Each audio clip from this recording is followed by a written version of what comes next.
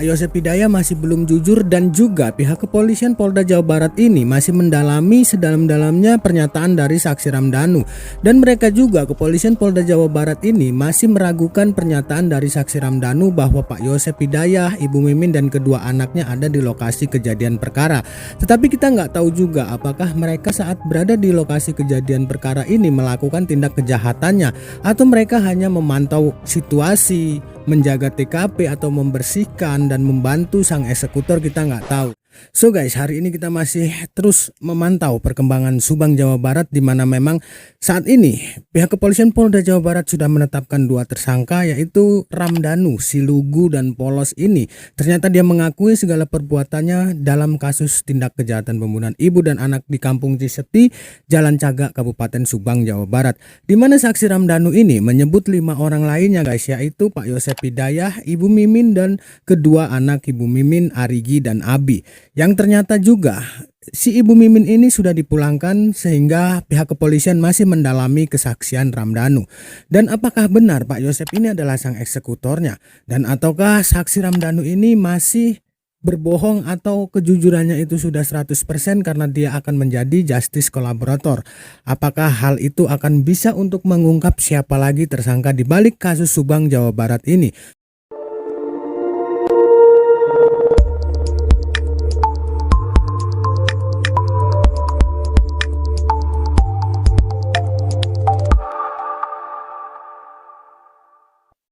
Kita langsung saja bahas dari saksi Ramdhanu yang tiba-tiba dia menyerahkan diri dan mengakui segala tindakan kejahatannya, di mana di hari kejadian itu dia juga ikut serta dalam tindak kasus kejahatan ini guys. Lalu saksi Ramdhanu ini menyebut 5 orang, yaitu Pak Yosep Hidayah, Ibu Mimin dan juga kedua anak Ibu Mimin. 4 orang, artinya 5 orang bersama Ramdhanu ya guys. Nah, tetapi guys, Pak Yosep Hidayah ini masih belum mengakui apa yang diucapkan atau diberi pernyataan oleh saksi Ramdhanu ini. Apakah saksi Ramdhanu ini masih berbohong ataukah dia sudah jujur bahwa mereka ada di tempat kejadian perkara?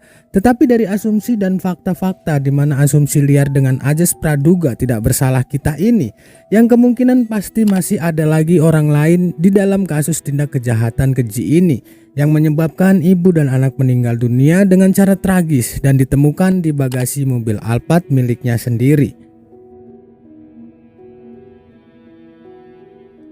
Dan dari informasi yang aku dapat guys, bahwa Pak Yosep Hidayah masih belum jujur dan juga pihak kepolisian Polda Jawa Barat ini masih mendalami sedalam-dalamnya pernyataan dari saksi Ramdhanu. Dan mereka juga kepolisian Polda Jawa Barat ini masih meragukan pernyataan dari saksi Ramdhanu bahwa Pak Yosep Hidayah, Ibu Mimin dan kedua anaknya ada di lokasi kejadian perkara. Tetapi kita nggak tahu juga apakah mereka saat berada di lokasi kejadian perkara ini melakukan tindak kejahatannya atau mereka hanya memantau situasi, menjaga TKP atau membersihkan dan membantu sang eksekutor, kita nggak tahu. Dan sampai saat ini guys, pihak kepolisian masih menetapkan Ramdhanu sebagai pelaku utama dan juga Pak Yosep. Jadi kedua tersangka ini sudah dilakukan penahanan dan dijadikan tersangka dalam kasus tindak pembunuhan ini, yang artinya kedua orang tersangka ini masih pelaku. Apakah ada eksekutor lainnya? Pihak kepolisian masih mendalami pernyataan saksi Ramdhanu, karena saksi Ramdhanu sampai saat ini tidak memberitahukan lagi siapa-siapa orang yang ada di lokasi kejadian perkara saat malam kejadian. Dan bahkan Pak Yosep juga bungkam sampai saat ini guys. Pak Yosep termasuk orang yang hebat, dia bisa tahan badan karena ucapan dari saksi Ramdhanu. Dan apakah karena Pak Yosep ini didampingi kuasa hukum, kita juga nggak tahu guys. Tetapi Pak Yosep ini sepertinya masih menutupi apa yang dia tahu dan siapa-siapa yang dia tahu atau siapa-siapa orang yang terlibat dalam kasus ini. Contoh saja seperti saksi Ramdhanu tidak menyebut bosnya, lalu juga Pak Yosep Hidayah tidak menyebut kesayangannya, yang artinya kemungkinan apakah WY ini ikut serta atau terlibat dalam kasus tindak kejahatan keji yang selalu kita pantau selama 2 tahun lebih ini. Tetapi guys, kasus ini masih belum terpecahkan sepenuhnya, karena sampai saat ini pihak kepolisian Polda Jawa Barat juga masih mendalami motif dari para pelaku ini, Ramdhanu dan juga Pak Yosep Hidayah, karena mereka masih belum mau membuka tabir dari kasus ini, siapa-siapa yang terlibat, karena kepolisian Subang Jawa Barat masih menduga adanya beberapa tersangka lainnya yang akan mungkin segera ditetapkan juga.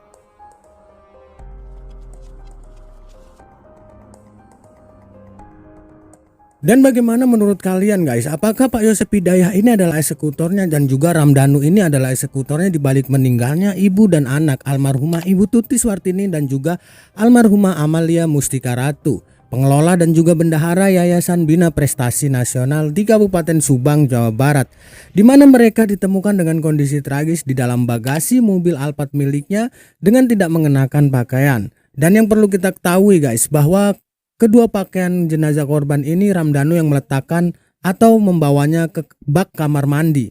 Maka dari itu Ramdhanu ini tahu ada pisau cutter dan juga ada gunting di dalam bak kamar mandi guys. Yang artinya memang kemungkinan Ramdhanu ini mengetahui semuanya, siapa-siapa yang terlibat dan perencanaan dalam tindak kasus pembunuhan ini.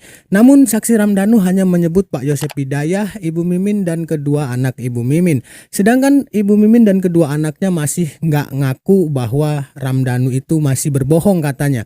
Dan juga Pak Yosep Hidayah mengatakan bahwa Ramdhanu itu masih berbohong dan dia nggak ngungkapin apa yang sebenarnya terjadi dan siapa orang yang melakukan tindak kejahatan ini sebenarnya. Tetapi pihak kepolisian masih menetapkan Pak Yosep Hidayah sebagai tersangka utama karena dia memiliki bercak darah, bukti bercak darah di pakaian Pak Yosep Hidayah, sehingga Pak Yosep Hidayah ditetapkan sebagai pelaku utama. Dan juga saksi Ramdhanu sudah menyerahkan diri dan mengakui bahwa dia juga terlibat dalam aksi tindak kejahatan tersebut guys. So kita tunggu informasi selanjutnya dan kita bakalan live streaming sama kalian semua untuk membahas kasus ini tentunya, dan kita akan berasumsi liar kembali di dalam live streaming nanti. Insya Allah kita akan bakalan live streaming lagi. So guys, itulah kasus Subang Jawa Barat. Dan untuk kalian untuk mensupport channel ini biar aku lebih semangat lagi, silahkan subscribe, like dan juga share video-video mengenai cerita kejahatan ke teman-teman kalian dan juga ke sosial media kalian. Dan jangan lupa juga nyalakan notifikasi loncengnya supaya kalian gak ketinggalan setiap aku upload video baru. Salam sehat untuk semuanya. Wabillahi taufiq wal hidayah. Wassalamualaikum warahmatullahi wabarakatuh.